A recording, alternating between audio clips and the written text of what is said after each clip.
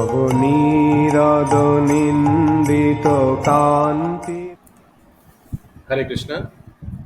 हम लोग श्रीमद् भागवतम के पहला स्कंद में हैं। आज 7वां अध्याय शुरू होगा। सो टेक्स्ट नंबर 1.7.1। सौनक उवाच निर्गते नारदे सूत भगवान् बादरायणः श्रुतवंस्तद् अभिप्रेतम् तथा किम् अकरोत् विभु। ये सुषमा जायसवाल माता जी है।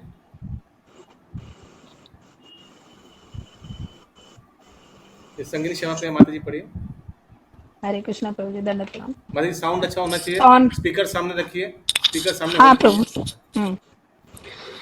शौनक ऋषि ने पूछा, हे सूत, जब महान तथा दिव्य रूप से शक्तिमान व्यास देव ने श्री नारद मुनि से सब कुछ सुन लिया, तो फिर नारद के चले जाने पर व्यास देव ने क्या किया? तात्पर्य इस अध्याय में श्रीमद् भागवत के वर्णन किए जाने के लिए संकेत मिलता है, क्योंकि महाराज परीक्षित को अपनी माता के गर्भ में चमत्कारिक ढंग से बचा लिए गए थे। यह घटना आचार्य द्रोण के पुत्र द्रोणी अश्वत्थामा के कारण घटित हुई, जिसने द्रौपदी के 5 पुत्रों को सोते हुए में मार डाला और जिसके लिए अर्जुन ने उसे दंडित किया। इस महापुराण श्रीमद् भागवतम का शुभारंभ करने के पूर्व श्री वासुदेव ने समाधि द्वारा सारे सत्य की अनुभूति प्राप्त कर ली। तो सूत गोस्वामी को सौनक आदि ऋषि ने फिर पूछा कि नारद मुनि जाने के बाद क्या हुआ। और इस चैप्टर में द्रोणाचार्य के पुत्र अश्वत्थामा को जो पनिशमेंट मिला था, क्यों मिला था?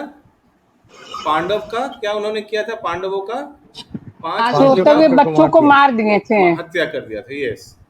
तो उस घटना के बारे में हम लोग थोड़ा श्रवण करेंगे इस चैप्टर में। কৃষ্ণ প্রভু, এখানে শৌনক ঋষি সুত গোস্বামীকে জিজ্ঞেস করেছিলেন তো? হ্যাঁ। হরে কৃষ্ণ। सूत उवाच ब्रह्मणाद्यं सरस्वत्यं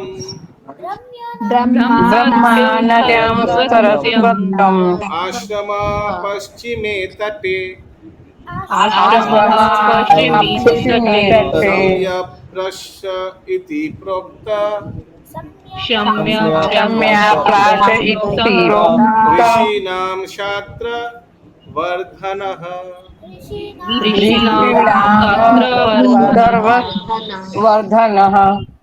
श्री श्रुत ने कहा, वेदों से घनिष्ठ रूप से संबंध सरस्वती नदी के पश्चिमी तट पर शम्यप्राश नामक स्थान पर एक आश्रम है, जो ऋषियों के दिव्य कार्यकलापों को संवर्धित करने वाला है। तात्पर्य ज्ञान के आध्यात्मिक विकास के लिए उपयुक्त स्थान तथा वातावरण का नितांत आवश्यकता होती है। सरस्वती नदी के पश्चिमी तट का स्थान इस कार्य के लिए विशेष उपयुक्त है और वहीं पर शम्यप्राश में व्यासदेव का आश्रम है। श्री व्यासदेव गृहस्थ थे, तो भी उनका निवास स्थान आश्रम कहलाता है। आश्रम वह स्थान है जहाँ आध्यात्मिक कार्यकलाप सर्वोपरि होता है, फिर चाहे वह स्थान किसी गृहस्थ का हो या तपस्वी का।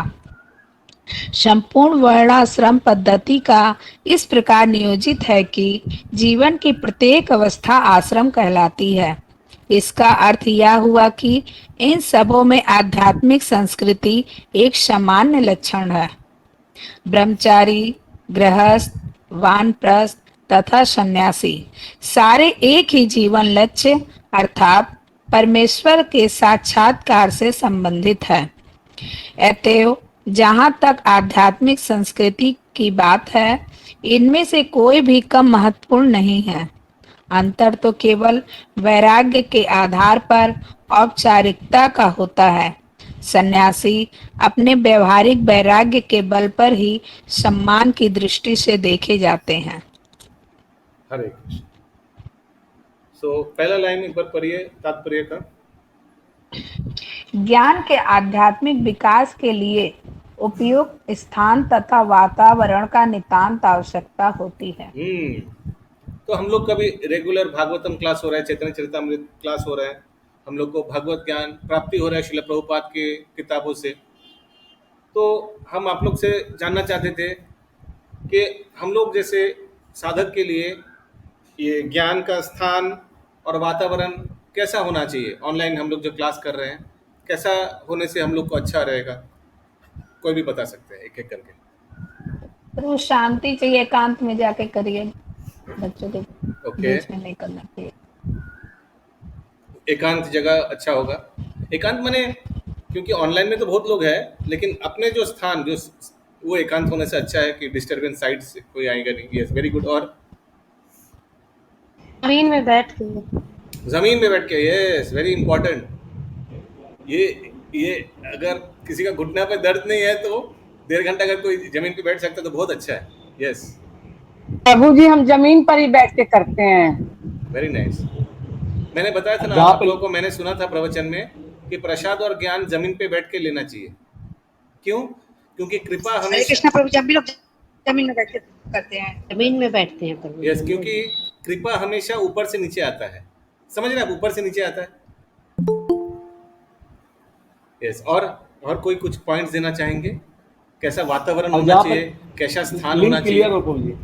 यस, श्यामा ब्रज सुंदर प्रभु, हरिवल जहाँ पे मैंने नेटवर्क सही रहो प्रभु जी। Very important. Online. हरी बोल, एक्सेलेंट, एकदम मॉडर्न एनालिसिस। नेटवर्क अच्छा होना चाहिए। Yes, very good. और रोशनी अच्छा होना चाहिए, रोशनी। यस, रोशनी अच्छा होना चाहिए कि आपका चेहरा भी क्लास में, मैंने अब आपका उपस्थिति होना चाहिए ना, नहीं तो निर्विशेष हो जाएगा सब। और आपको पढ़ने के लिए लाइट भी अच्छा होना चाहिए। Very good. और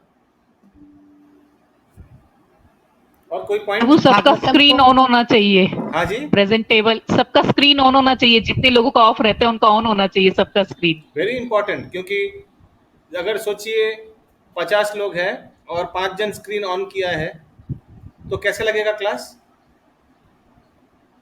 अच्छा नहीं लगेगा, लाइवली नहीं लगेगा। लेकिन हरे कृष्ण प्रभु जी, हम लोग गृहस्थ हैं तो बहुत सारे चीज दिमाग में रह सकता है उस समय, तो उसमें जिस समय क्लास करना चाहिए पूरा फोकस भागवतम में करना चाहिए, हरी इधर बोल, उधर को very उस समय nice। बिल्कुल बंद कर देना और चाहिए। मैंने ये भी सुना है प्रवचन में, प्रेम स्वरूप प्रभु के प्रवचन में, अगर क्लास के दौरान छोटा छोटा चीज कुछ आपको याद है, अरे ये करना था, वो करना था, तो अगर आप भागवत कथा सुनने के लिए वो चीज अगर आप थोड़ा पोस्टपोन भी करें तो भगवान स्वयं उस कार्य को पूर्ण कर देता है। He will fulfil it himself, you don't have to worry, हो जाएगा।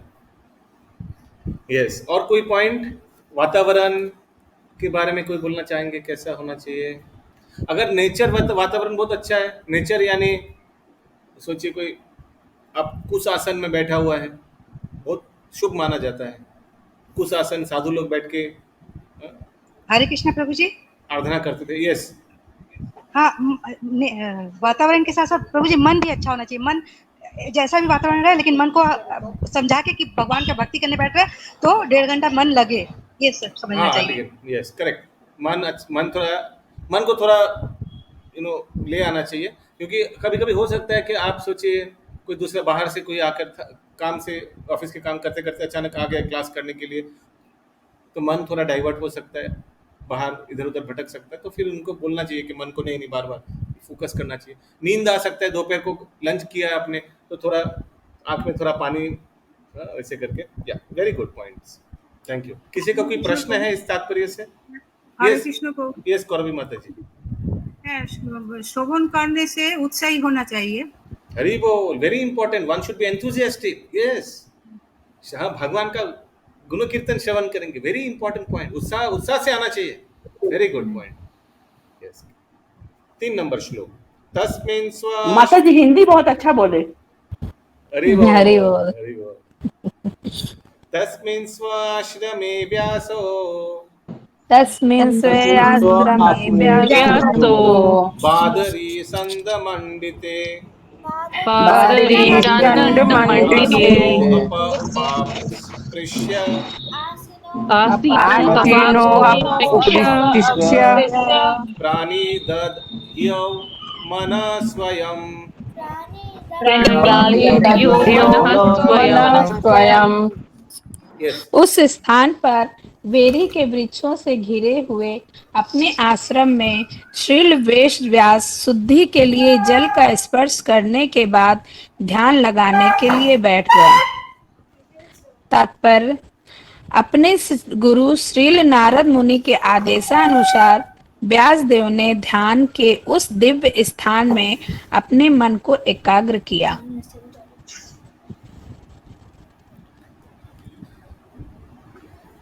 एक बार फिर से माता जी प्लीज अनुवाद तात्पर्य प्लीज। हाँ प्रभु। उस स्थान पर वेरी के वृक्षों से घिरे हुए अपने आश्रम में श्रील वेद व्यास शुद्धि के लिए जल का स्पर्श करने के बाद ध्यान लगाने के लिए बैठ गए। तात्पर्य, एक सेकंड, मेरा अनुवाद में लिखा है इंग्लिश में, कौन सा वृक्ष लिखा है आप लोग का? वेरी वेरी बेर का पेड़। हाँ, बेर का, बांग्ला में क्या बोलता है?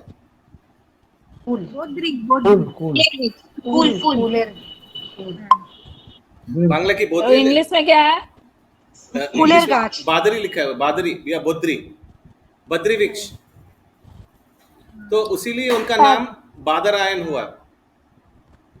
बद्री वृक्ष में, बद्री वृक्ष तपस्या का प्रतीक है। क्यों?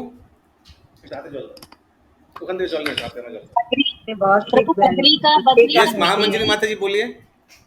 तो उसमें पत्ते कम होते हैं और उसके नीचे मतलब उसमें कांटे ज्यादा होते हैं, उसके नीचे मतलब छाया नाम की चीज नहीं होती है। हाँ, इसलिए वहाँ पे तपस्या छाया नाम ज्यादा नहीं होता है। यस, ये सुषमा अग्रवाल माता जी। बद्री का मीनिंग ही बेर होता है, लिखा हुआ है बद्री मीनिंग बेर। ओके, तात्पर्य, अपने गुरु श्री नारद मुनि के आदेशानुसार व्यासदेव ने ध्यान के उस दिव्य स्थान में अपने मन को एकाग्र किया। तो मैंने ये सरस्वती नदी के तट पे है ना, तो मैंने देखा नेट में कि सरस्वती नदी कहाँ से शुरू होता है, कहाँ जाता है, तो मुझे मिला क्या, बताता हूँ। सरस्वती नदी आदि बद्री से उत्पन्न होता है, जो शिवालिक माउंटेन के फुटहिल्स में है। অমরকণ্টক থেকে শুরু হয় প্রভু। হরে কৃষ্ণ। যা লেখা আছে সেটা বলছে। तो उत्तराखंड में ये फिर बाद में अलोकानंदा नदी में मिल जाता है, केशव प्रयाग में। बद्रीनाथ के स्थान में केशव प्रयाग है, उधर अलकानंदा नदी है, उसमें मर्ज हो जाता है सरस्वती नदी।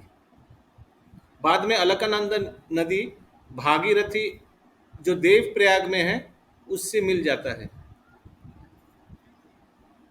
हाँ, इटे लिखा है। बद्रिकाश्रम से भी ऊपर से वहां से बहती है और वो बहुत तेज प्रचंड वेग में आती है और वहां पे बहुत तेज आवाज कर रही थी।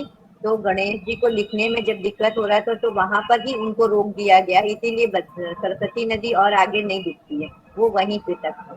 प्रयागराज में वो लुप्त अवस्था में गंगा के साथ में। ओके, 4 नंबर श्लोक। भक्ति योगे न मनसि सम्यक प्राणिहिते अमले सम्यक सम्यग्राणीते अमले अपश्यात् पुरुषं पूर्णं अपश्यत् पूर्णं मायं च तत् अपाश्रयाम्। मायां तत् अपाश्रयम्। इस प्रकार उन्होंने भौतिकता में किसी लिप्तता के बिना भक्तिमय सेवा से बंधकर अपने मन को पूरी तरह एकाग्र किया। इस तरह उन्होंने परमेश्वर के पूर्णता अधीन उनकी बहिरंगा शक्ति के समेत उनका दर्शन किया।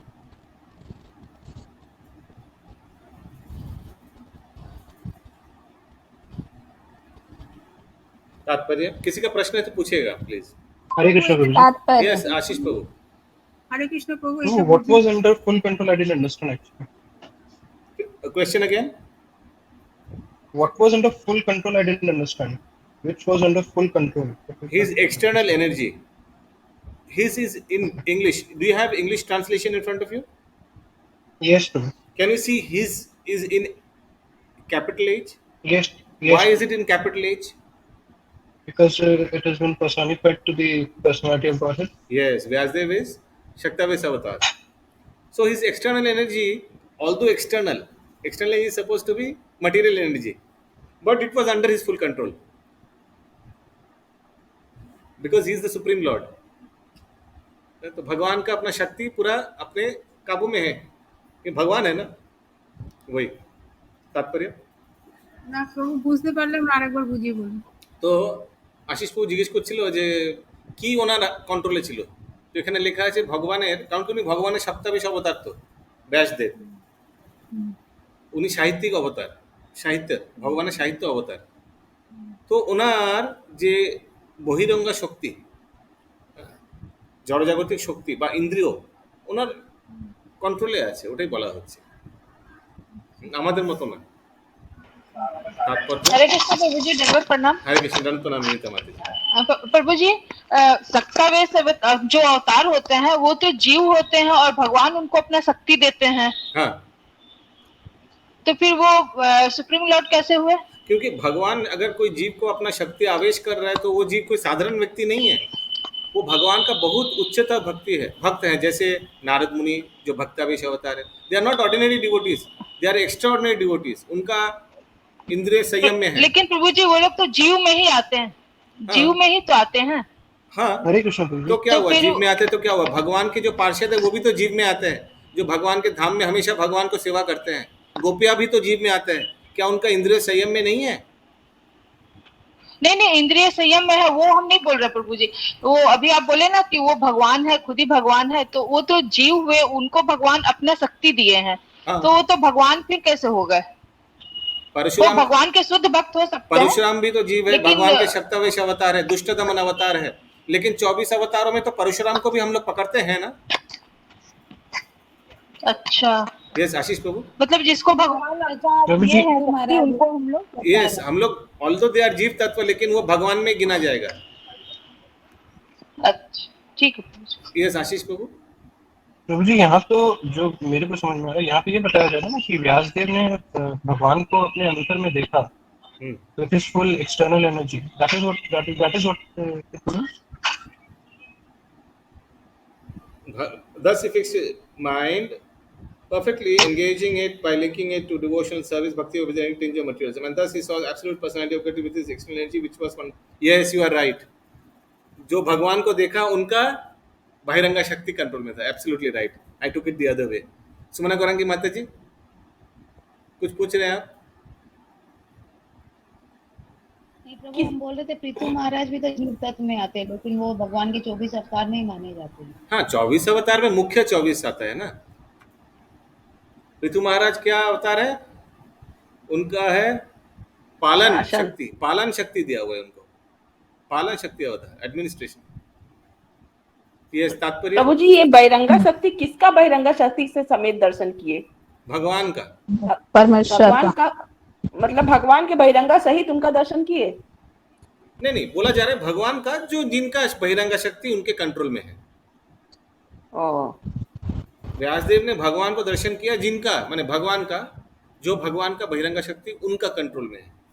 भगवान तो के बहिरंग सहित शक्ति के समेत मतलब उनके साथ लिखा हुआ है। या विच वाज या तो उनके भगवान का साथ बहिरंगा शक्ति समेत, यही समझिए कि समेत माने क्या, ऐसा नहीं कोई कुछ कैसे आगे लिखे भगवान का तेरे भगवान जब कंस के दर्शन किया तो शत्रु। भगवान अपना बहिरंगा शक्ति को भी लेकर आए, ऐसा नहीं है। यही समझना पड़ेगा कि भगवान जिनका बहिरंगा उनके शक्ति अधीन है। उनके उनके कंट्रोल में है, यही समझना पड़ेगा। कंट्रोल ऐसे तो आगे था ना, कंस के शत्रु, कंस के शत्रु, ऐसे ये भी है। तो भगवान तो बहिरंगा शक्ति कोई व्यक्ति नहीं है जो उनको गोद में लेके आएगा दर्शन कराने के लिए, ऐसा तो नहीं है। क्या तात्पर्य, परम सत्य का सम्यक दर्शन केवल भक्ति योग द्वारा ही किया जा सकता है। इसकी पुष्टि भगवत गीता में हुई है। मनुष्य केवल भक्ति में सेवा द्वारा ही पूर्ण पुरुषोत्तम भगवान का सही सही अनुभूति प्राप्त कर सकता है और ऐसे पूर्ण ज्ञान के बल पर ही वह भगवत धाम में प्रवेश कर सकता है। निराकार ब्रह्म या अंतर्यामी परमात्मा के अपूर्ण ज्ञान से पूर्ण ब्रह्म की अधूरी प्रतीति करके कोई भगवत धाम में प्रवेश नहीं पा सकता। हरे कृष्ण। श्रील हाँ प्रभु। अच्छा आशीष गुप्ता प्रभु, ये क्योंकि व्यासदेव जीव है लेकिन भगवान का शक्तावेश अवतार है, इसीलिए उनका हिज स्मॉल एज है। मैं उल्टा बोला था, सॉरी। या यस संगनी श्याम प्रिय माता जी, कंटिन्यू। श्रील नारद देव ने श्रील व्यास देव को उपदेश दिया कि वे भगवान तथा उनकी दिव्य लीलाओं के ध्यान में निमग्न हो जाएं। श्रील व्यास देव को ब्रह्म तेज नहीं दिखाई पड़ा क्योंकि यह पूर्ण दृष्टि नहीं है। पूर्ण दृष्टि तो भगवान का व्यक्तित्व है जिसकी पुष्टि भगवत गीता 7.19 में हुई है। वासुदेव सर्वमिति। उपनिषदों में भी इस बात की पुष्टि की गई है कि भगवान वासुदेव निर्विशेष ब्रह्म के हिरण्यमेन पात्रेण द्वारा आच्छादित है और जब भगवत कृपा से यह आवरण हटता है तभी भगवान का वास्तविक मुख का दर्शन होता है। हरे कृष्ण। तो भगवान वासुदेव अपने ब्रह्म ज्योति द्वारा माने कवर्ड है, जैसे सूर्य कभी कभी क्लाउड के द्वारा कवर्ड होता है, वैसे हिरण्मयेन पात्रेण। आगे। पर ब्रह्मा को यहाँ पर पुरुष या व्यक्ति कहा गया है। परम भगवान का उल्लेख अनेक वैदिक ग्रंथों में हुआ है और भगवत गीता में तो पुरुष की पुष्टि सनातन तथा आदि पुरुष के रूप में हुई है। भगवान पूर्ण पुरुष है। परम पुरुष की अनेक शक्तियां होती हैं जिनमें से अंतरंगा, बहिरंगा तथा तटस्थ शक्तियां विशेष रूप से महत्वपूर्ण हैं। यहाँ पर बहिरंगा शक्ति का वर्णन हुआ है। हरे कृष्ण। माता जी आप माइक सामने क्यों ला रहे नहीं? अच्छा ठीक है प्रभु, ला रहा। हाँ, अंत कहाँ पढ़ते हैं? यहाँ पर बहिरंगा शक्ति का वर्णन हुआ है जैसा कि उसके कार्यकलापों के वर्णनों से स्पष्ट हो जाएगा। अंतरंगा शक्ति परम पुरुष के साथ उसी प्रकार बनी हुई रहती है जिस प्रकार चांद के साथ चांदनी रहती है। बहिरंगा शक्ति की तुलना अंधकार से की गई है क्योंकि वह जीवों को अज्ञान के अंधकार में रखती है। अपाश्रयम शब्द इस बात का सूचक है कि यह शक्ति पूर्ण रूप से भगवान के वश में होती है। अंतरंगा शक्ति या पराशक्ति माया भी कहलाती है किंतु यह आध्यात्मिक माया होती है, अर्थात परम जगत में ही यह प्रकट होती है। जब कोई इस अंतरंगा शक्ति के आश्रय में आता है तो भौतिक अज्ञान का अंधकार तुरंत दूर हो जाता है। यहाँ तक कि जो आत्मा राम है अर्थात जो समाधिस्थ कह रहते हैं वे भी इस माया या अंतरंगा शक्ति का आश्रय ग्रहण करते हैं। भक्तिमय सेवा या भक्ति योग इसी अंतरंगा शक्ति का कार्य है। इस प्रकार अपरा शक्ति या भौतिक शक्ति के लिए कोई स्थान नहीं रह जाता। जिस प्रकार आध्यात्मिक प्रकाश के तेज के समक्ष अंधकार को कोई स्थान नहीं मिल पाता, ऐसी अंतरंगा शक्ति निराकार ब्रह्मबोध से मिलने वाले आध्यात्मिक आनंद से भी बढ़कर है। भगवत गीता में कहा गया है कि निराकार ब्रह्म तेज भी भगवान श्री कृष्ण के परम व्यक्तित्व से उद्भूत है। साक्षात श्री कृष्ण के अतिरिक्त अन्य कोई परम पुरुष नहीं हो सकता, जैसा कि आगे के श्लोकों में बताया जाएगा। हरे कृष्ण। यया सम्मोहितो जीवा। হরে কৃষ্ণ প্রভু। यस করবি মাতাজি বলুন। এখানে যে লেখা আছে যে অপাশ্বয় শব্দটির মাধ্যমে ইঙ্গিত করা হচ্ছে যে ভগবানের এই শক্তি পূর্ণরূপে ভগবানের নিয়ন্ত্রণাধীন। হ্যাঁ। এটা একটু বুঝিয়ে বলুন একটুখানি। তো ভগবানের যে এই বহিরঙ্গা শক্তির ব্যাপারে বলা হয়েছে, যেটা দিয়ে জড়জগৎ নিয়ন্ত্রণ হচ্ছে বা যেটা দিয়ে জীব নিয়ন্ত্রণ হচ্ছে, জীবকে অন্ধকারে সবসময় রেখে দেওয়া হচ্ছে ভগবানের বহিরঙ্গা মায়া শক্তি দিয়ে, সেটা ভগবানেরই কন্ট্রোলে, যদিও সেটা দুর্গা দেবীর দ্বারা করা হচ্ছে। ওকে, অনুবাদেও এই জিনিসটাই বলা হয়েছে, which was अभी एक जगह लिखा है अंतरंगा शक्ति या परम सत्ता माया भी कहलाती, तो योग माया के बारे में बोला गया वो ना? योग माया के बारे में बताया गया। और बहिरंगा शक्ति क्या, और एक नाम क्या है, महामाया। अंतरंग शक्ति योग माया। 5 नंबर श्लोक। यया सम्मोहितो जीवा यया सम्मोहितो जीव आत्मानां त्रिगुणात्मकं आत्मानां त्रिगुणात्मकं परोपि मनुते अनर्थं परोऽपि मनुते अनर्थं तत्कृतं चाभिपद्यते। तत्कृतं चाभिपद्यते। जीव आत्मा तीनों गुणों से अतीत होते हुए भी इस बहिरंगा शक्ति के कारण अपने आप को भौतिक पदार्थ की उपज मानता है और इस प्रकार भौतिक कष्टों के फलों को भोगता है।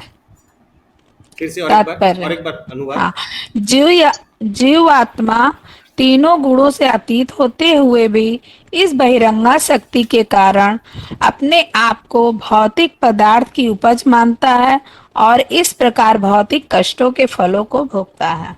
क्यों ऐसा बोल रहे हैं व्यासदेव? क्यों ऐसा बोल रहे हैं व्यासदेव? इसीलिए बोल रहे हैं जीवात्मा के बारे में, क्योंकि इसके बाद ये जो द्रोणाचार्य के पुत्र अश्वत्थामा, उसके बारे में बोलेगा।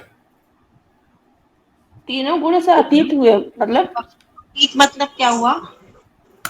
Due to his external energy the living entity although transcendental to the 3 modes of material, क्योंकि जीवात्मा तो भगवान के नित्य भक्त है, भगवान का अंश है, तो वो तो वास्तविक में वो तो 3 गुणों के अतीत है, निर्गुणा है, लेकिन ये जड़ जगत में आके उसको गुण स्पर्श कर लेता है, रजो तमो या रजोगुण या सतोगुण। ठीक है, वास्तव में तो वो उसमें तो कोई गुण का लेश मात्र नहीं है जीवात्मा में। ओके, तो यहाँ पे बहिरंगा शक्ति के कारण जीव अपने आप को भौतिक नहीं मानता। बहिरंगा शक्ति के कारण प्रभाव है, वो सोचता है कि मैं कोई मटेरियल प्रोडक्ट हूँ, यानी हम क्या लिखा हुआ है देखिए हिंदी में, अब म्यूट में है। इस बहिरंगा शक्ति के कारण अपने आप को भौतिक पदार्थ की उपज मानता है। हाँ, तो अब अंतरंगा शक्ति के कारण कि बहिरंगा शक्ति? बहिरंगा के कारण ठीक है, माया देवी के कारण।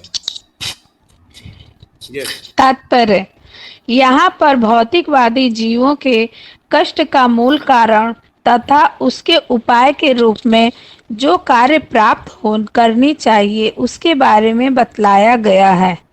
इन सब का उल्लेख इस श्लोक में हुआ है। जीवात्मा स्वाभाविक रूप से भौतिक पास से परे है, किंतु अभी वह बहिरंगा शक्ति द्वारा बंदी बना लिया गया है, अतएव वह अपने आप को भौतिक पदार्थ की उपजों में से एक मानता है। अतएव इस अपवित्र संपर्क से विशुद्ध आध्यात्मिक जीव भौतिक प्रकृति के गुणों के अधीन कष्ट सहता है। जीवात्मा भ्रमवश अपने को भौतिक पदार्थ मान बैठता है। इसका अर्थ यह हुआ कि भौतिक स्थिति के बस में होने के कारण उसके सोचने, अनुभव करने तथा चाहने की वर्तमान विकृत विधि उसके लिए स्वाभाविक नहीं है। तो भी सोचने, हरे कृष्णा अनुभव प्रभु, करने एक मिनट। हरे कृष्णा Yes. प्रभु, इसमें लिखा है कि अनुभव करने तथा चाहने की वर्तमान विकृत विधि उसके लिए स्वाभाविक नहीं है। तो ये वर्तमान विकृत विधि क्या है? मटेरियल कंडीशन, वही विकृत ओके विधि, विपरीत माने मटेरियल जो कंटेमिनेशन जो अभी स्थिति है उसके वजह से उनका चाहना ये सब विपरीत है। परवर्टेड इंग्लिश में लिखा है विकृत, विकृत। कंटिन्यू माता जी। तो भी सोचने, अनुभव करने तथा चाहने का उसका अपना सामान्य तरीका होता है। जीव अपनी मूल अवस्था में सोचने, अनुभव करने तथा चाहने की शक्ति से रहित नहीं होता। भगवत गीता में पुष्टि हुई है कि बद्ध जीव का वास्तविक ज्ञान अज्ञान से ढका रहता है। इस प्रकार यहाँ इस सिद्धांत का खंडन हो जाता है कि जीवात्मा परम निराकार ब्रह्म है। ऐसा हो ही नहीं सकता, क्योंकि जीवात्मा की अपनी मूल अबद्ध अवस्था में भी अपनी चिंतन शैली होती है। वर्तमान बद्ध अवस्था बहिरंगा शक्ति के प्रभाव के कारण है, जिसका अर्थ यह है कि परमेश्वर पृथक रहते हैं और मोहमयी शक्ति माया पहल करती है। भगवान कभी अपने चाहते कि जीवात्मा बहिरंगा शक्ति द्वारा भरमाया जाए। बहिरंगा शक्ति भी इस तथ्य के भली भांति परिचित है, किंतु वह अपनी मोहनी शक्ति से विस्मृत जीव को भरमाए रखने का अकृतज्ञ कार्य करती है। भगवान भ्रामिका शक्ति के कार्य में कोई बाधा नहीं डालते, क्योंकि उसके एक नया वर्ड कार्य आया प्रभु जी, भ्रामिका। वही बहिरंगा शक्ति ही, भ्रम रखने के लिए भ्रामिका शक्ति, माया, महामाया। हाँ, क्योंकि उसके एक कार्यबद्ध जीव को सुधारने के लिए आवश्यक होते हैं। कोई स्नेहिल पिता नहीं चाहता कि अन्य कोई व्यक्ति उसकी संतान को प्रताड़ित करे, तो भी वह अपने उद्दंड पुत्र को सुधारने के लिए कठोर व्यक्ति के संरक्षण में सौंप देता है।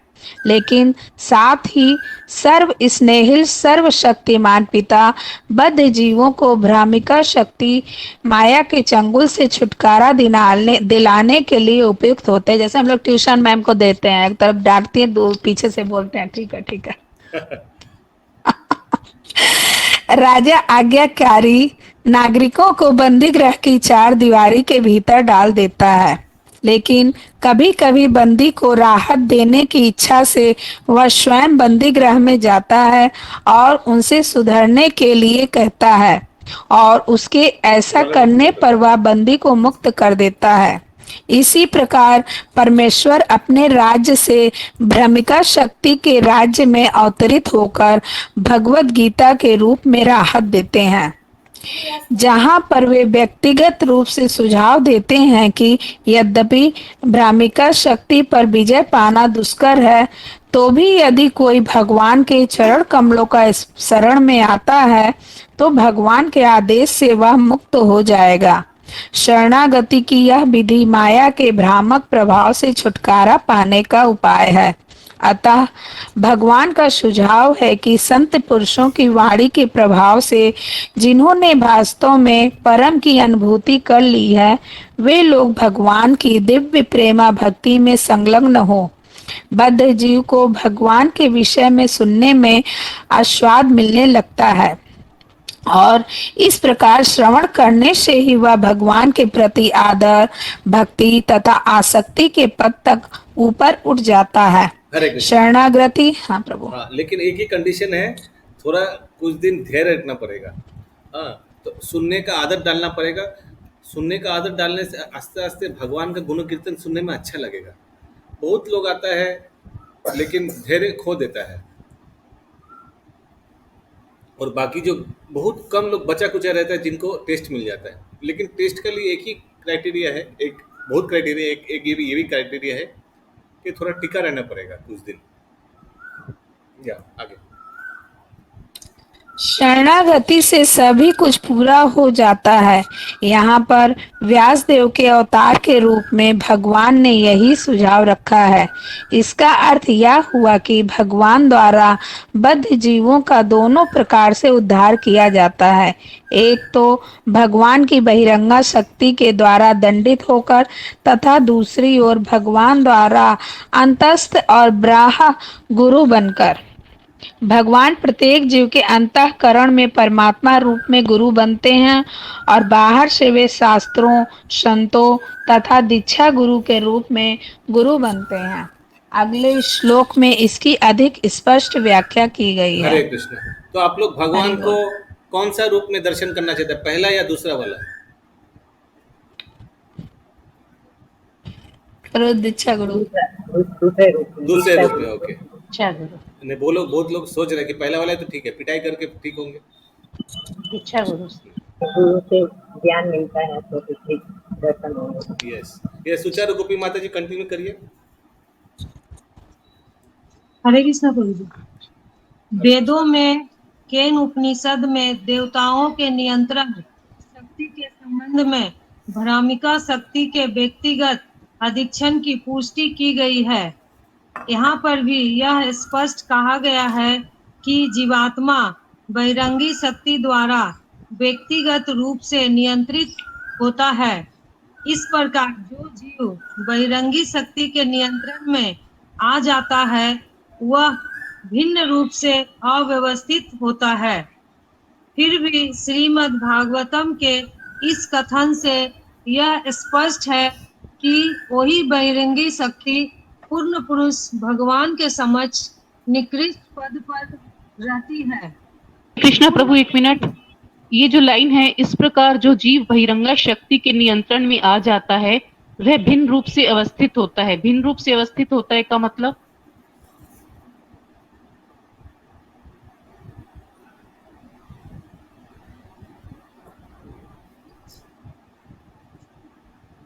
The living being, thus subject to control of external energy, is differently situated.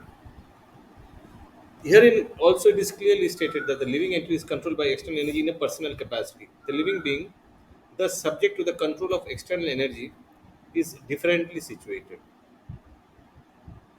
It is clear, however, from the present statement that Bhagavatam is differently situated. विभिन्न रूप में, क्या लिखा है हिंदी में? भिन्न रूप में अवस्थित है। हाँ, अवस्थित होता है।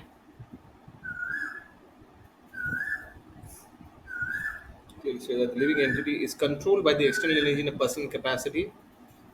The living entity being thus subject to the control of external energy is differently situated. हाँ, समझ आ गया। तो पिछले सेंटेंस में दिया, इसी का पिछले सेंटेंस में दिया हुआ है क्या, एक बार पढ़िए। यहाँ पर यह भी स्पष्ट कहा गया है कि जीवात्मा बहिरंगा शक्ति द्वारा व्यक्तिगत सामर्थ्य में नियंत्रित होता है। एक सेकंड, ये समझ में आया? व्यक्तिगत सामर्थ्य में नियंत्रित होता है मतलब जीवात्मा की व्यक्तिगत सामर्थ्य है ना। हाँ, कोई ज्यादा बदमाश, कोई कम बदमाश, हाँ। वैसे ही अलग अलग प्रकार से माया देवी उसको कंट्रोल करता है और अलग अलग परिस्थिति देता है। वही अगला सेंटेंस है जो आप बता रहे हैं। अलग अलग क्लेश प्रभु, भौतिक क्लेश है ना, अलग अलग क्लेश। तरीके। Yes, very good. Yes, continue माता जी। फिर भी श्रीमद् भागवतम के इस कथन से यह स्पष्ट है कि वही बहिरंगी शक्ति पूर्ण पुरुष भगवान के समक्ष निकृष्ट पद पर रहती है। पूर्ण व्यक्ति या श्री भगवान तक माया शक्ति पहुंच भी नहीं पाती। एक सेकंड, तो वही बहिरंगा शक्ति जो सबको पिटाई देता है यहाँ, वही भगवान के चरणों में एकदम दासी बन के रहती है, दुर्गा देवी। वही बोला जा रहा है। आगे, क्योंकि वह केवल जीवों पर ही प्रभाव डाल पाती है।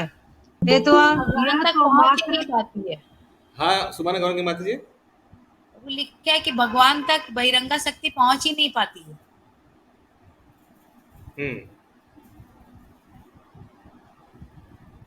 हाँ, क्या फिर से पढ़ी वो लाइन सुमना गौरंगी माता जी? पूर्ण व्यक्ति या भगवान तक भ्रमिका शक्ति पहुंच भी नहीं पाती, क्योंकि वह केवल जीवों पर ही अपना कार्य कर पाती है। हाँ, पहुंच नहीं पाती माने उन लोग को इफेक्ट नहीं कर पाते, उनको प्रभावित नहीं कर हाँ पाते। हाँ आगे अथवा यह तो हरे मात्र कृष्ण प्रभु जी, कल्पना देवता है। लोग को भी नहीं, देवता लोग को भी बहिरंगा शक्ति नहीं कर पाती ना कुछ? 100% कर पाते, 100% उन लोग का देवता लोग को कर पाती है। हाँ, देवता लोग को बहुत तो यहाँ भ्रमित पे कर देते हैं। तो देवताओं की नियंत्रक शक्ति लिखा हुआ है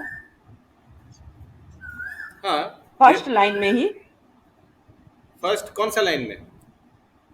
इसी में वेदों में देवताओं की नियंत्रक शक्ति, भ्रामिका शक्ति। is confirmed in the Vedas in relation to the demigods controlling power. Personal superintendence of the illusionary energy is confirmed in the Vedas in relation to demigods controlling power. तो देवता द्वारा कंट्रोल किया जाता है ये माया शक्ति को। जैसे कभी अगर सोचिए कोई भौतिक दैवी क्लेश देना है, वो तो देवता द्वारा ही नियंत्रण किया जाता है। प्लस आध्यात्मिक क्लेश भी तो देवी देवता द्वारा कंट्रोल किया जाता है। शरीर से जो उत्पन्न हुआ क्लेश, शरीर का हर एक अंग को तो कोई देवी देवता ही कंट्रोल करता है, आप लोग को मालूम है ना।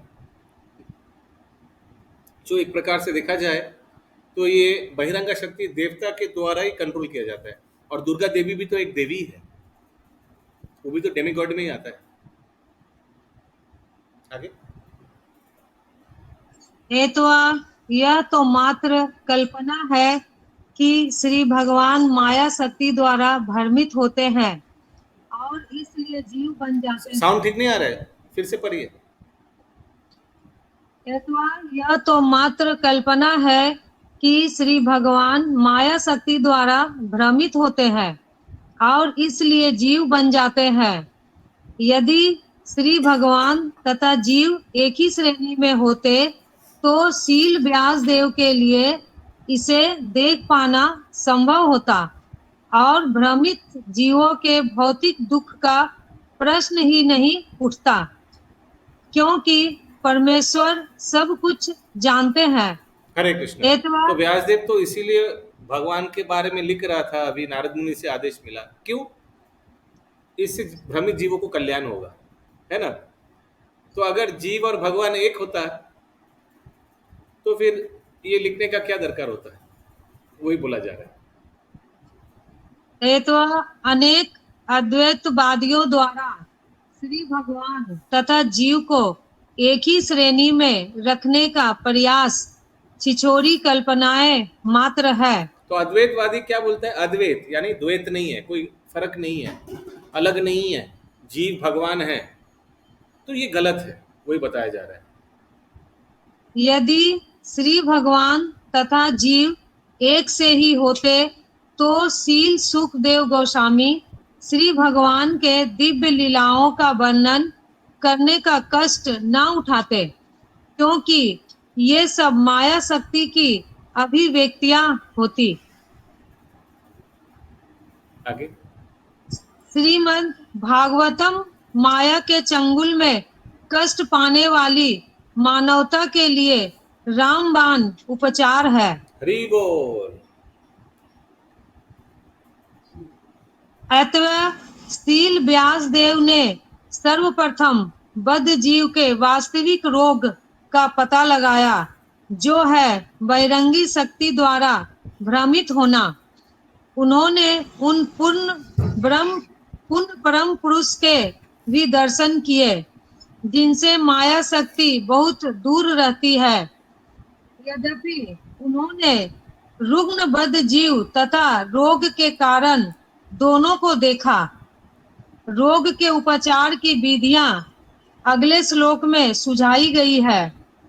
निसंदेह श्री भगवान तथा जीव दोनों ही गुणवत्ता के दृष्टि से समान है, लेकिन श्री भगवान माया शक्ति के नियंता है, जबकि जीव इसी माया शक्ति द्वारा नियंत्रित होते हैं। इस प्रकार श्री भगवान तथा जीव एक साथ अभिन्न तथा भिन्न है। यहाँ एक और बात विशेष है, श्री भगवान तथा जीव के बीच का सनातन संबंध दिव्य है। अन्यथा वे माया के चंगुल से बद्ध जीवों का उद्धार करने का कष्ट न लेते। इसी प्रकार से जीव को भी श्री भगवान के प्रति अपने स्वाभाविक प्रेम तथा स्नेह को जगाने की आवश्यकता रहती है और जीव की ही यही सर्वोच्च सिद्धि है। जीवन की इस लक्ष्य को ध्यान में रखकर श्रीमद् भागवतम में बद्ध जीवों का वर्णन हुआ है। हरे कृष्ण। हरे कृष्ण। तो एक तरह भगवान भी जीवों को उद्धार कराने के लिए, माया के हाथ से जीवों को उद्धार कराने के लिए बहुत तत्पर है, और दूसरी तरह जीव भी अपना नेचुरल जो स्वाभाविक जो स्थिति है, उस स्वाभाविक स्थिति यानी नित्य दास, वो स्थिति में वापस जाने के लिए भी बहुत उत्सुकता होना चाहिए। जो कि बिना गुरु के असंभव है। यस, अंकित प्रभु हम लोग को काहुत क्विज दे सकते हैं।